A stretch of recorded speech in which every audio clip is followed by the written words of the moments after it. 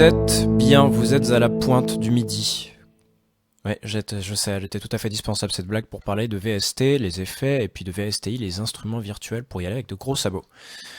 Et si Reaper arrive très peu fourbi d'instruments virtuels, en revanche, eh ben, il y a quasiment 200, je crois, ou 150 VST pour traiter le signal audio et le signal MIDI. Donc là, on n'est pas pauvre, et les ingé-sons peuvent se réjouir, parce que c'est pas mal. Comment on fait pour ajouter un VST sur une piste? Bah très simplement, on se place dessus, avec la flèche. Là, je me mets sur mon générique, et puis je fais F. On arrive dans une zone d'édition, qui nous permet de taper, par exemple, si on sait qu'on veut un EQ, je tape EQ, et là, il me trouve tous les EQ que j'ai dans la catégorie JS. JS, c'est Jésus Sonic, c'est tous les trucs qui ont été préparés par Reaper pour Reaper, comme je disais. Et puis il y a, comme catégorie, donc il y a JS et il y a Coco, qui sont les deux grandes catégories de Reaper, pour Reaper. Si je m'étais mis dans All Plugins, là on a vu qu'il y en avait 17 qui étaient apparus. Sur All Plugins, donc, je tape EQ. Et là, il y en a 49, parce qu'il y en a qui sont pas de Coco dans les plugins qui s'appellent EQ. Moi, je vais aller dans mes favoris, parce que quand on est sur un instrument virtuel, eh ben, on peut le mettre dans un VST, on peut le mettre dans les favoris en appuyant sur Application et puis Add tout. Vous pouvez créer autant de dossiers que vous voulez. Mais c'est pas le sujet.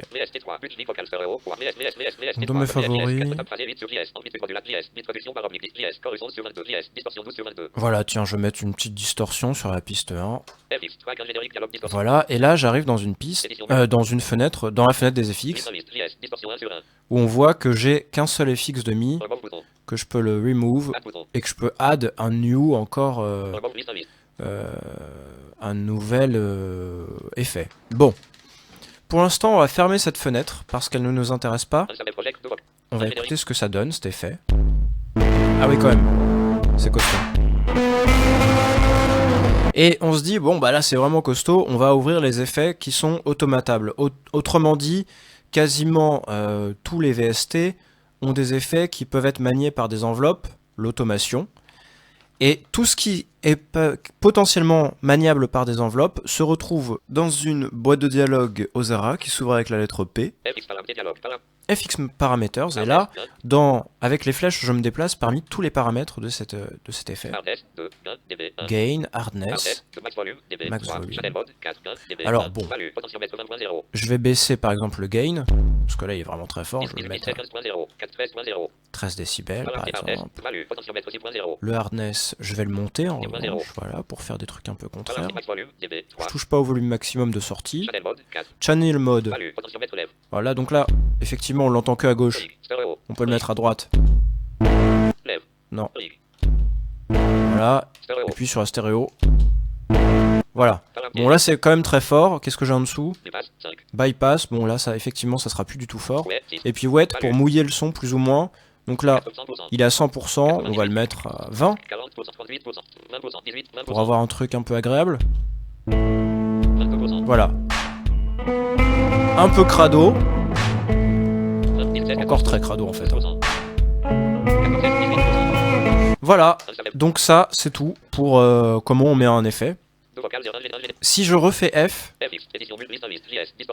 j'ai ma fenêtre des FX avec tous les paramètres mais qui sont graphiquement réglables. Alors là ça veut pas dire que c'est pas accessible, ça veut dire que c'est moins pratique. Et puis, je vais ajouter un deuxième effet,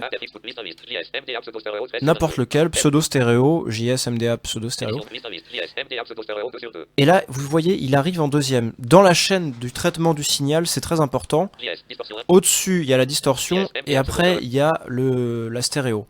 Si je veux que la stéréo, elle soit pas distordue, enfin, elle sera distordue, mais qu'elle arrive avant la distorsion, bah, moi, je prends mon JS distorsion, que je coupe avec CTRL-X, je mets sur MDA, enfin par défaut ça met, et puis je fais CTRL-V. Et là, le MDA stéréo, pseudo-stéréo se retrouve avant. Et c'est vachement important, là pour le coup, bon c'est pas spécifique à Reaper, mais c'est juste pour montrer à quel point c'est facile de déplacer dans la chaîne. Voilà. Je voudrais dire aussi qu'on peut bypass les FX en appuyant juste sur la touche B quand on est sur la piste. Et puis on rappuie sur B et ils reviennent.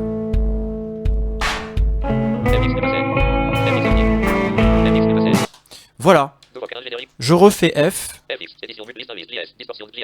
Je retrouve mes deux effets. Je fais flèche bas majuscule. Je sélectionne donc les deux. J'appuie sur Delete et là il n'y a plus personne.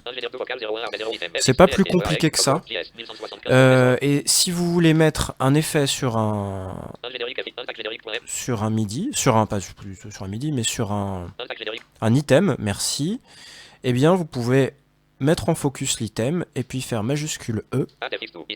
Et là il s'appliquera à l'item, c'est-à-dire que sur la durée de votre item. C'est très pratique parfois pour faire varier sans enveloppe. Les instruments virtuels, il n'y a pas grand chose à dire à part que souvent c'est un peu galéroïde en termes d'accessibilité. Pas toujours, mais quand même. J'utilise Golden Cursor pour ma part.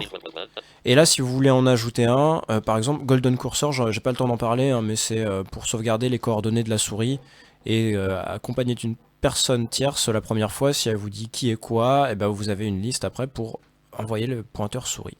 Renseignez-vous, c'est avec NVDA. Moi, je fais Alt-I, ce qui m'emmène dans Insert, dans la barre de menu. Je descends une fois, Virtual Instrument on New Track.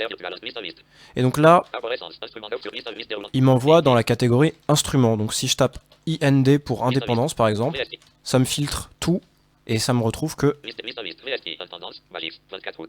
1 sur 1. Non, build routing config. Non, je veux pas router 24 canaux. Et là, hop, on l'entend. Le petit piano de indépendance, mais on peut choisir aussi un autre instrument. Là, ça dépend vraiment au cas par cas des instruments virtuels.